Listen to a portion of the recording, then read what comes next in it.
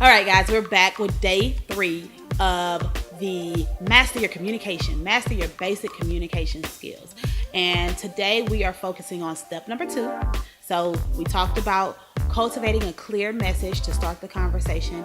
And then step number 2 is if somebody is communicating to you, or maybe you want your partner to see this so they can know how to react when you communicate to them. So step number 2 is all about clarifying the information. This is an important step because this is when you make sure that you're on the same page. This is when you make sure that we're talking about the exact same things. A lot of times what happens is one person communicates a message, right? And then we hear that message. We heard the words, but our brain jumbles it up based on past experiences, based on how this person has spoken to you before, based on the fights that y'all have had, and it creates a brand new message that you want to immediately react to. It's not what the person said, it's what you heard. And some people are like, how do you hear something different than what the person told you?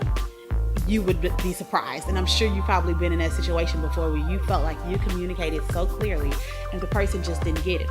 Or maybe someone felt like they were telling you a clear message and you just didn't understand what they were trying to say. So it's important, it's very, very important for you to clarify what are we talking about. So in this step, like I said at the first video, you will either repeat back verbatim or you can try to summarize. I always tell couples to start with verbatim. As tedious as it sounds, as much as it feels like this is silly, why are we saying the exact same thing back? It is the easiest way to get it right. So if I say, I am frustrated because you came home late today and I cooked dinner and it got cold. And you say you're frustrated. What I hear you saying is you're frustrated because I came home late today and you cooked dinner and it's cold. As opposed to, you're mad at me because I didn't do what you wanted me to do today. And you're always mad at me when I don't do what you say. That's the conversation most people have. Whereas the first one, when you actually repeat it back verbatim, you're saying exactly what they said and not adding your own emotions, not adding your own thoughts. You're exactly hearing and saying what they said and what they wanted to communicate with you. That doesn't mean that those thoughts are swirling around in your head, but that's something you have to keep in check. You have to keep those thoughts of, I know they're only saying that because blah, blah, blah, blah, blah. Keep those thoughts in check and repeat back what they say. Because the moment you do that, they now feel heard and they can relax a little bit. Because when you make assumptions, or let's start here. If I am trying to communicate to you, I'm already tense. No one wants to be the person that brings up an issue. Don't think that people enjoy bringing up problems within a relationship. No one ever wants to be that person, but some things have to be addressed.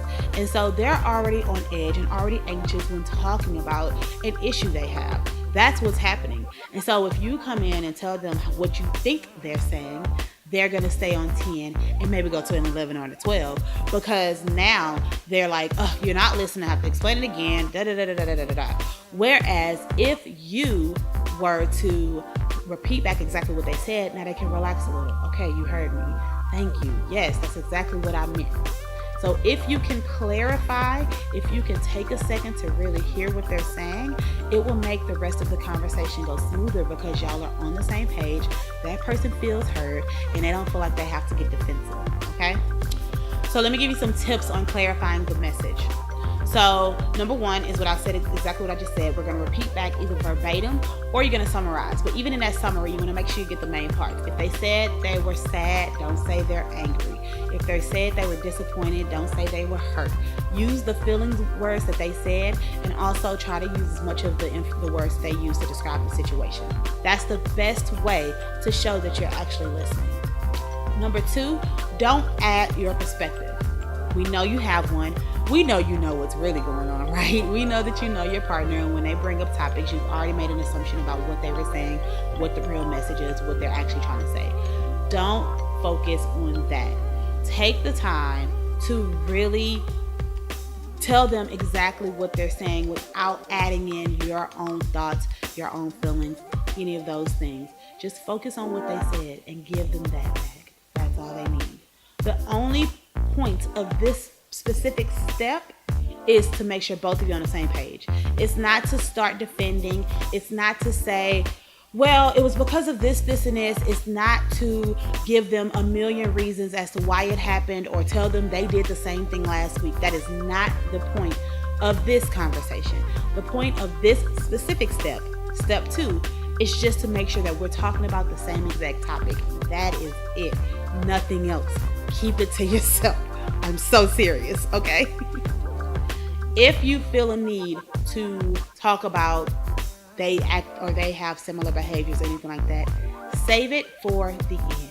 Save it for after you've clarified, after y'all talked a little bit about it, after you come up with a solution. And say like, hey, I know that this was about me, but I really would like if both of us could kind of work on this, because it is something I noticed with you as well. So I just want to, I'm going to do what I can. I hope that you try to take some of what we've discussed and implement that as well. It's okay to bring it up. You just don't want to do it at the beginning, because all it sounds like is that you're not taking responsibility for your part and you're deflecting and trying to turn it around and make it the other person's problem. Okay? So that's all for day 3. Step 2 was to clarify the message, and you're going to do that to make sure that you're both on the same page. If you got some value out of this, give me a thumbs up, leave a comment below, and let me know, why do you struggle with clarifying, or have you ever tried it before? Is that a step that you put into your communication, or do you automatically start responding? And don't forget to subscribe, and I'll see you all tomorrow. Bye.